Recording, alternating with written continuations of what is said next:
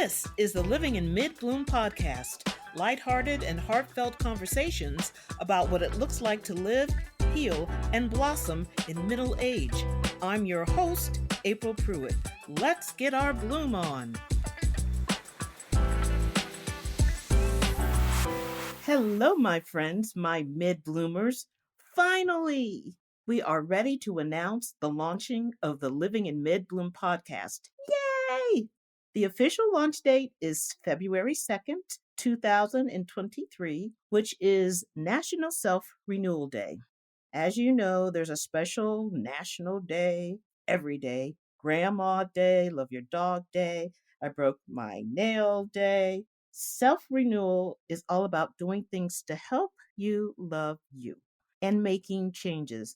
I know, changes. Well, if you want more from your life, it's going to take changes and looking at your life from a new perspective. I think it's a great way to start off the year. We know on January 1, nothing is happening. We are not working out or starting that keto diet. February 2nd is a realistic date to start anew, giving you the opportunity and the time to get in your groove and time enough to find my podcast, Living in Mid-Bloom. You may find us on platforms of Apple, Amazon, Spotify, iHeart, etc., etc. Now, for years, I've been trying to figure out what version of myself is the real me. Did I really make the decisions I made in my life, or did I just allow things to happen to me? And no decision is still a decision. I've made the most significant and active changes in my life over the past 3 years. In part, it was taking a good, hard, and painful look at my past, my childhood, and understanding why I made the choices I've made as an adult. I won't lie, it's been scary at times, hard most of the time, and painful. But there have also been great moments of clarity and joy and laughter. If change was easy, everybody would be doing it. And here's the rub. There were times when I'm doing this work, because I'm still doing it, I didn't even comprehend that there was an issue that really needed addressing because I chose to numb myself and hide from it. Oh boy.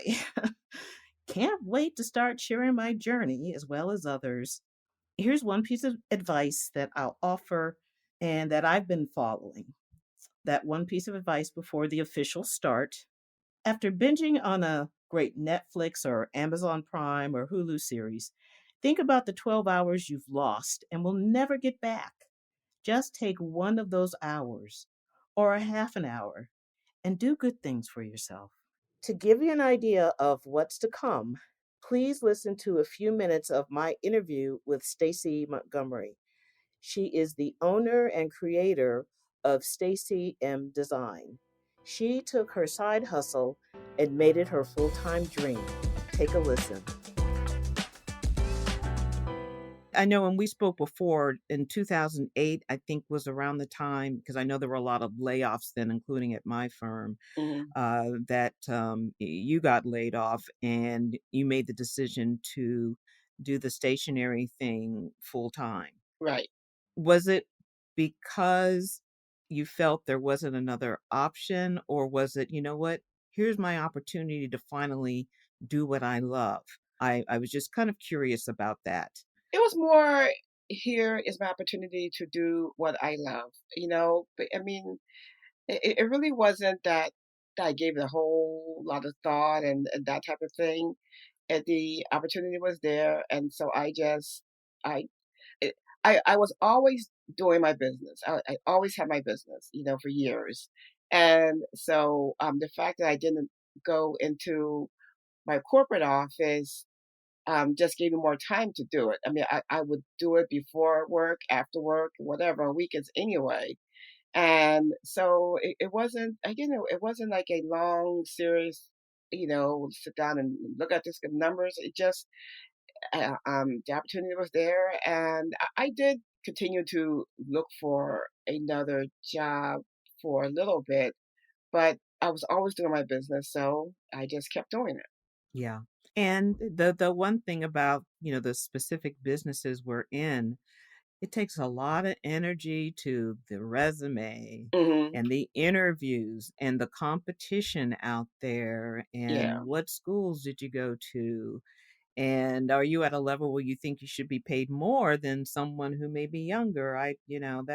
Mhm. It's all of that. And I get that. I get that.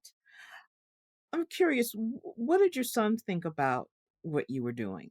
Did he have any interest or any clue that he may have been the inspiration for what you dealt with him? I mean, I can't imagine being a parent and knowing your son is being bullied and not being treated nice. I don't know how you do that, but the way to empower that is by what you've done, is having things out there available for these children.